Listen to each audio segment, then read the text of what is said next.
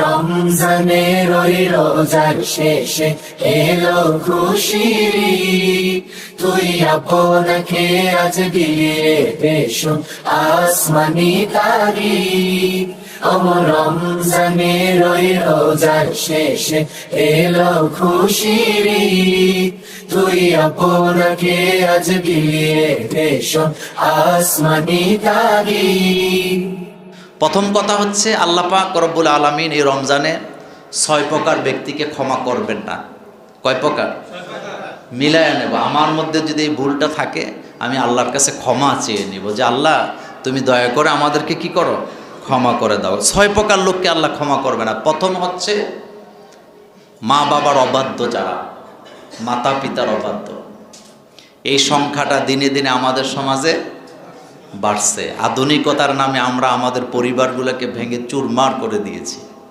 একটা সময় পারিবারিক বন্ধনটা ছিল খুব মজবুত, এটা আপনারা মুরব্বীরা বলতে পারবেন।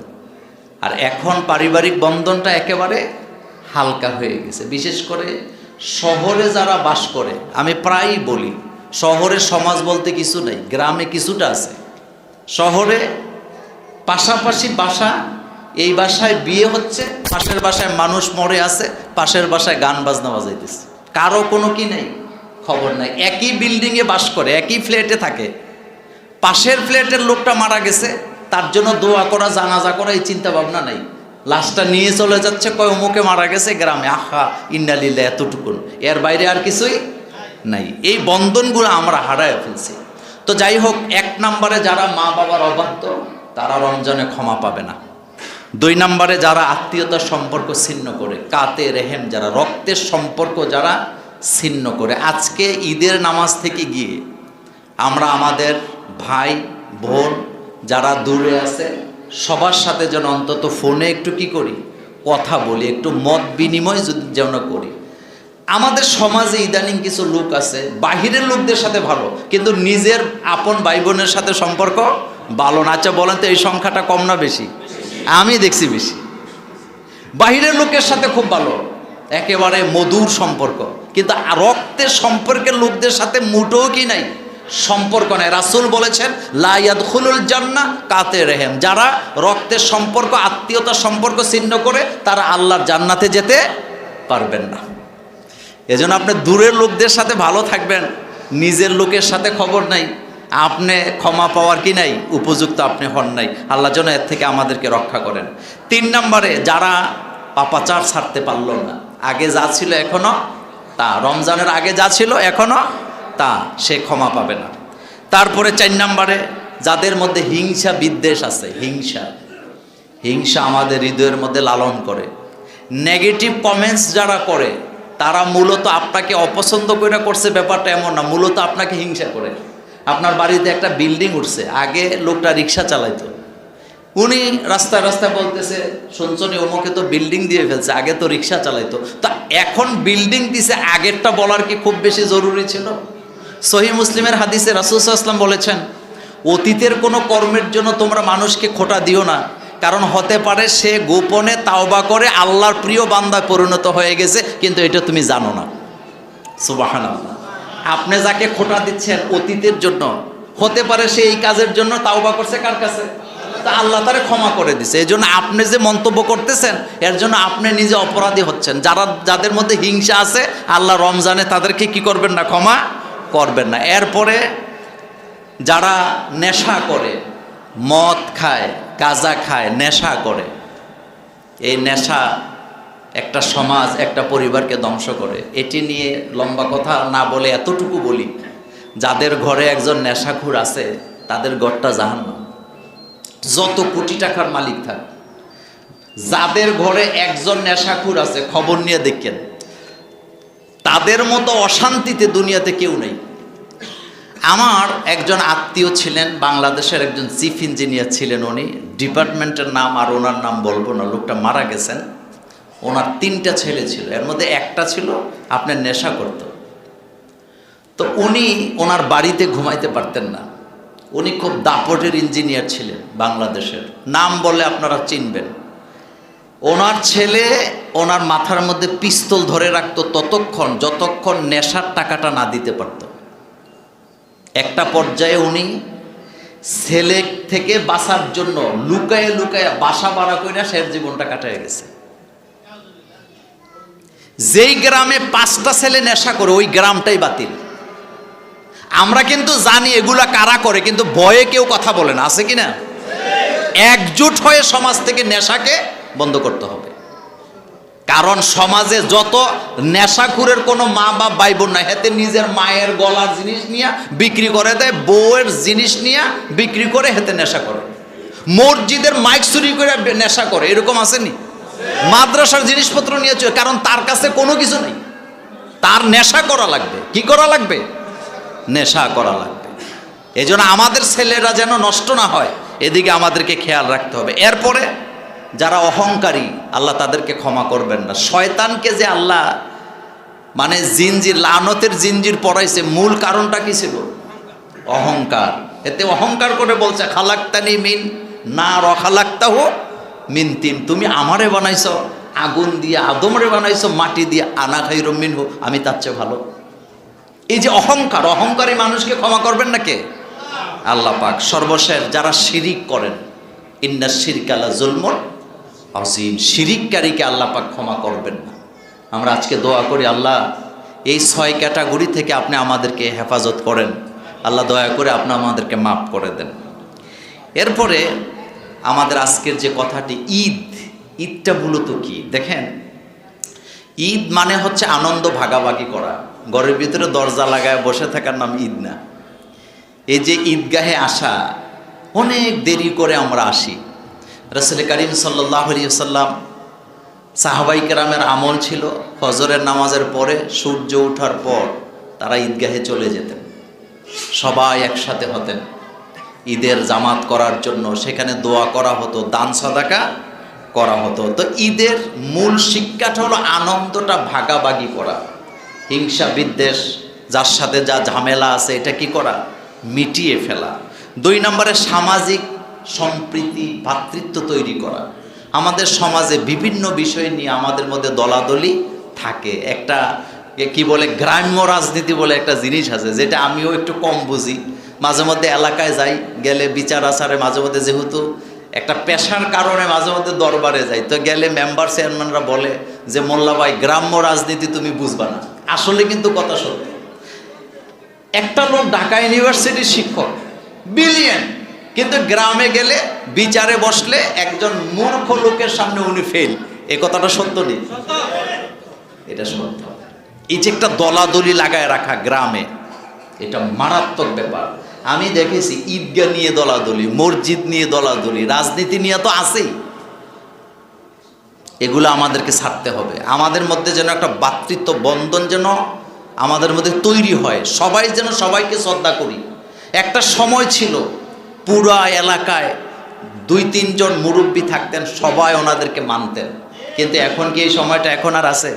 এখন ডেমকি, আর কেউ কারোরে পাত্তা দেয় না, কেউ কারোরে সম্মান করে না। মনে হয় যেন আমসে বড়া কোন হ্যাঁ, এই রকমের তাকাব্বুরি আমাদের মধ্যে কি আছে। একজন কবি বলেছিলেন, চুদানি তাকাব্বর চেরা মি কুনি খাতা মি কুনিও খাতা মি কুনি। তুমি তো জানোই অহংকার ভালো জিনিস না, তাকাব্বরি ভালো জিনিস না, এরপরেও তুমি বারবার কেন অহংকার করছো? এরপরে আমরা এই ঈদ থেকে শিক্ষাটা নেব, আমরা সুন্নাহর প্রতি গুরুত্ব দিব।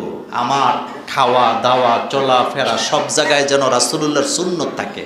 দেখেন রাসূল কি চমৎকার করে বলেছেন। আল্লাহ নবী বলেছেন, মান আহিয়া সুন্নতি ফাকাদ আহাব্বানি, যে ব্যক্তি আমার একটা সুন্নতকে জীবিত করলো, মানে আমল করা শুরু করলো, সেজন্য আমি মুহাম্মদ সাল্লাল্লাহু আলাইহি ওয়াসাল্লামকে ভালোবাসলো। এরপরে রাসূল বললেন, যে ব্যক্তি ওমান আহিয়া সুন্নতি ফাকাদ আহাব্বানি ওমান আহাব্বানি কানা মাই ফিল জান্নাহ, যে ব্যক্তি আমার সুন্নাহ অনুযায়ী জীবনযাপন করবে সে আমার পাশাপাশি জান্নাতে বাস করবে। রাসূলের পাশাপাশি জান্নাতে বাস করবেন যারা সুন্নাহ অনুযায়ী কি করেন? জীবন যাপন করেন। এরপরে গীবত চর্চা আমাদেরকে ছাড়তে হবে। আপনাদের এলাকায় চায়ের স্টল আছে না? চায়ের স্টল মানে হলো গীবত সেন্টার। এক কথা, এটার নাম দিছি আমি গীবত সেন্টার। চায়ের স্টল মানি গীবত সেন্টার। এখানে কি আল্লাহ জিকির হয় নাকি? এখানে কি ওয়াজ মাহফিল হয় নাকি? না, সারা দিন এটা চলে। এরপরে ঈদ থেকে আরেকটা জিনিস শিখতে হবে, সেটা হলো অশ্লীলতা।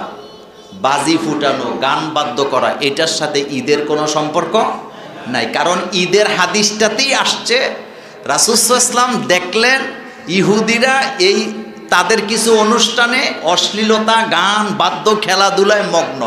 রাসূল তখন বলেন, আল্লাহ পাক আমার উম্মতের জন্য 2টা দিন দিছে, ওই 2 দিন তারা ঈদ করবে। তবে মুসলমানের আনন্দের মধ্যে আনন্দ আছে, কিন্তু অশ্লীলতার কোনো জায়গা নাই। এই কথাটা মনে রাখবেন। আমরা অনেক সময় দেখি রমজানের ঈদ, মুসলমানের ঈদ, মুসলমানের সন্তানেরা জামা কাপড় কিনে অমুসলিমিক জামা কাপড়, যাইয়া পাখি জামা খুঁজে, আরও যে কত কিছু, নাম নাই বা বললাম। কিন্তু আমি তো রাসূল সাল্লাল্লাহু আলাইহি ওয়াসাল্লামের সুন্নাহ অনুযায়ী আমার জীবনযাপন করব। আমার পোশাকের মধ্যে একটা শালীনতা থাকবে, আমার আচার আচরণের মধ্যে একটা কি থাকবে, শালীনতা থাকবে। তাইলে বোঝা যাবে আমি মুসলমান। অশ্লীলতা বর্জন করতে হবে, সমাজে যেন অশ্লীলতা না থাকে। আল্লাহ পাক কোরআনে বলছেন, ওয়ালা তাকরাবুজ জিনা, জিনার কাছেও যাওয়া যাবে না, কারণ এটা ফাহেসা কাজ। শয়তান তোমাদের মধ্যে এটা কি করে, ছড়িয়ে দেয়। আল্লাহ পাক যেন আমাদেরকে এর থেকে হেফাজত করেন, আমরা বলি আমিন। দেখেন আজকে ঈদের দিন, ঈদের নামাজ মূলত খোলা মাঠে পড়া সুন্নত। ঈদের নামাজ খোলা মাঠে পড়া কি সুন্নত। কিন্তু যদি বৃষ্টি হয়, দুর্যোগপূর্ণ আবহাওয়া থাকে, তাইলে মসজিদে পড়াও কি আছে, জায়েজ আছে। কিন্তু মূলত নামাজটা খোলা মাঠে পড়া সুন্নত। আল্লাহ রাসূল বলেছেন, ঈদের দিন তোমরা ঈদগাহে আসো, এখানে নারী পুরুষ সবার জন্য উন্মুক্ত। এমনকি হাদিসে আসছে, রাসূল সাল্লাল্লাহু আলাইহি ওয়াসাল্লাম বলেছেন, যারা ঋতুবর্তী মহিলা আছে তারাও ঈদগাহে আসবেন, তবে তারা জামাতের সাথে শরীক হবেন না, তারা এক পাশে বসে থাকবেন। যখন ইমাম সাহেব দোয়া করবেন, তখন তারা দোয়ার সাথে কি বলবে, আমিন আমিন বলবেন। তার মানে ঈদটা একটা আনন্দের ব্যাপার। আমাদের দেশে বিভিন্ন জায়গাতে শুধু পুরুষের জন্য নামাজের ব্যবস্থা থাকে, কিন্তু মহিলাদের জন্য থাকে না। এটা থাকা উচিত। কেন উচিত, আপনাকে একটা উপমা দিই। যেমন আপনি আপনার স্ত্রীকে নিয়ে মার্কেটে গেলেন, তো যাওয়ার পরে সারাদিন মার্কেট করলেন, আসরের নামাজের আজান হলো। আপনাদের মনোযোগ আছে? আচ্ছা, আসরের আজান হলো। তো আমাদের মার্কেটগুলোতে মসজিদ আছে, কিন্তু আজান হওয়ার পর শুধু কি স্বামীর উপরে নামাজ ফরজ, না নারীর উপরেও ফরজ? কিন্তু আপনি দুর্ভাগ্যজনক সত্য কথা, আমাদের দেশেরটা বলছি, অনেক জায়গায় এখন আছে, ওই মার্কেটে মহিলাদের জন্য নামাজের কোনো ব্যবস্থা থাকে না, কিন্তু পুরুষটা শুধু নামাজ পড়ে। তো মহিলা নামাজ পড়বে কোথায়? এই ব্যবস্থাটা থাকা উচিত। আমি আলহামদুলিল্লাহ অনেক দেশ সফর করেছি, আমি সব জায়গায় দেখছি যে মহিলাদের জন্য আলাদা একটা নামাজের ব্যবস্থা কি থাকে, তারা যদি আসে নামাজ পড়বে। কিন্তু ঈদগাহের বিষয়টা ভিন্ন। ঈদগাহে বাচ্চারা আসবে। আপনাদের মনে আছে একটা সময় ছিল যে আমাদের এখানে বাচ্চারা ঈদের দিন কাগজের টুপি ব্যবহার করত, আপনাদের মনে আছে? আরে কাগজের টুপির মধ্যে যে একটা আনন্দ ছিল, যে ফিল ছিল, এটা কিন্তু আপনি এখন পাচ্ছেন না। এটা আপনি যারা আমাদের বয়সী বা আমাদের চেয়ে বড় আছেন তারা ফিল করতে পারবেন। তো মূলত কথাটা হচ্ছে, ঈদের দিনে খোলা মাঠে নামাজ পড়াটা কি সুন্নত। তবে হ্যাঁ, দুর্যোগপূর্ণ আবহাওয়া থাকলে আপনি মসজিদেও নামাজ পড়তে পারবেন। এরপরে একটি বিষয় হচ্ছে ঈদের দিন ঈদের নামাজ সূর্য ওঠা 1.5 থেকে 2 ঘন্টার মধ্যে পড়া সুন্নত। কিন্তু আমাদের দেশে দিনের 11:30 বাজেও কি হয়, ঈদের জামাত হয়। তো 11:30টার পরে তো জোহরের নামাজের টাইম আসে। ঈদের নামাজ এমন টাইমে পড়তে হবে 1.5 থেকে 2 ঘন্টা, হাদিসে আসছে। যেমন আপনারা যারা এখানে আছেন, মিডল ইস্টে যারা গেছেন বা সৌদিতে যারা ছিলেন, আপনারা জানেন যে ঈদের নামাজ কয়টায় হয়। কিন্তু আমাদের দেশে আগে দেখতাম বাজার কইরা আইসা ঈদের নামাজ, দেখতাম যে গন্ডগোল চলতেছে, কয় দুধের বাজার, দুধ বিক্রি করতে হবে, এরপরে আমরা আসবো, তারপরে ঈদের নামাজ পড়বো। ইমাম সাহেবরা জিম্মি, কিছুই করার নাই। মূলত ঈদের দিন ঈদের নামাজটাই সবচেয়ে বড় কি গুরুত্বপূর্ণ একটি দিন। এরপরে ঈদগাহে যাওয়ার সময় রাস্তা পরিবর্তন করা, এটা সুন্নত। আপনি একটা রাস্তা দিয়ে যাবেন, আরেকটা রাস্তা দিয়ে ফিরবেন, এবং পুরুষেরা জোরে জোরে তাকবীর বলবেন, আল্লাহু আকবার আল্লাহু আকবার, লা ইলাহা ইল্লাল্লাহ, আল্লাহু আকবার, আল্লাহু আকবার, ওয়ালিল্লাহিল হামদ। এই তাকবীর, তাকবীর পারেন তো সবাই? দেন একটা জোরে একটা তাকবীর দেন, আল্লাহু আকবার, আল্লাহু আকবার, লা ইলাহা ইল্লাল্লাহ, আল্লাহু আকবার, আল্লাহু আকবার, ওয়ালিল্লাহিল হামদ। তাকবীর। রাসূল সাল্লাল্লাহু আলাইহি ওয়াসাল্লাম সাহাবায়ে কেরাম এটা দিতেন, আল্লাহ রাসূল রাস্তাকে পরিবর্তন করতেন। এটা হচ্ছে সুন্নত। এরপরে আজকের আলোচনার শেষ একটা পয়েন্ট আমি 2 মিনিটে আপনাদেরকে বলবো, সেটি হলো দেখেন, একজন মুসলিম আরেকজন মুসলিমের উপরে হক আছে।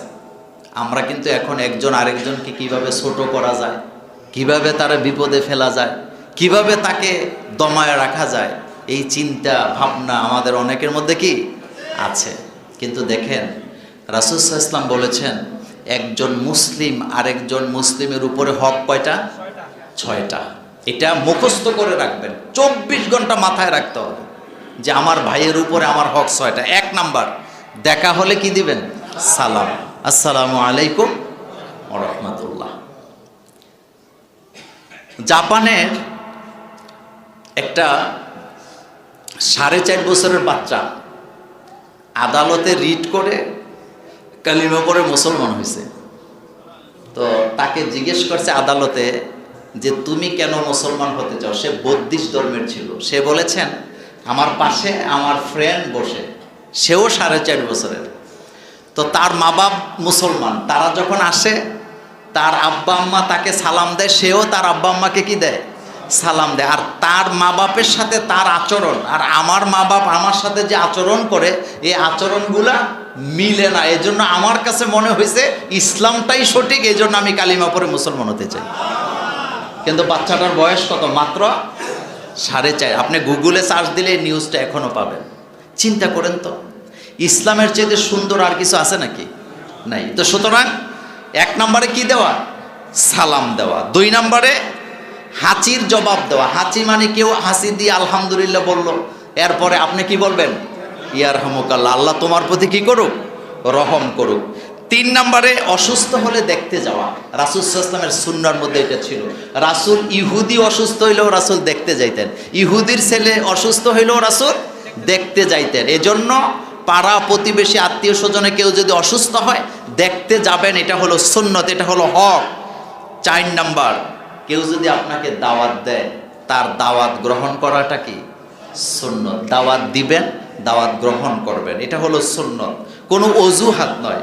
5 নাম্বারে, কেউ যদি পরামর্শ চায় তাইলে তাকে কল্যাণকর এবং সৎ পরামর্শ দিবেন। ভালো পরামর্শ, যেটা উত্তম, যেটার দ্বারা সমাজের ক্ষতি হবে না, অন্য কারো কি হবে না? ক্ষতি হবে না, তার নিজেরও কি হবে না? ক্ষতি হবে না। আপনি তাকে ওই পরামর্শটাই দিবেন। এরপরে 6 নাম্বার, কেউ যখন মারা যাবে জানাজায় উপস্থিত হওয়া, তাকে দাফন কাফন পর্যন্ত সেখানে থাকা। এই জানাজার নামাজগুলোতে আমাদের এখানে একটা গ্যাপ আছে।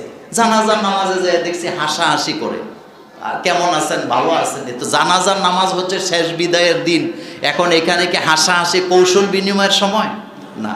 আরেকটা জিনিস খেয়াল করি, জানাজার নামাজে এত লম্বা বক্তৃতা চলে, জামাতের সময় কি বলে, নামাজের সময় থাকে না, বক্তৃতা চলতে থাকে। জানাজার মধ্যে বক্তৃতা নাই। শেষ কথা বলি, রাসূলুল্লাহ সাল্লাল্লাহু আলাইহি ওয়াসাল্লামের সুন্নাহ অনুযায়ী যারা জীবন যাপন করবে তারা দুনিয়াতেও সফল, আখেরাতেও সফল। তাদের জীবন হবে সুন্দর এবং সাজানো গুছানো।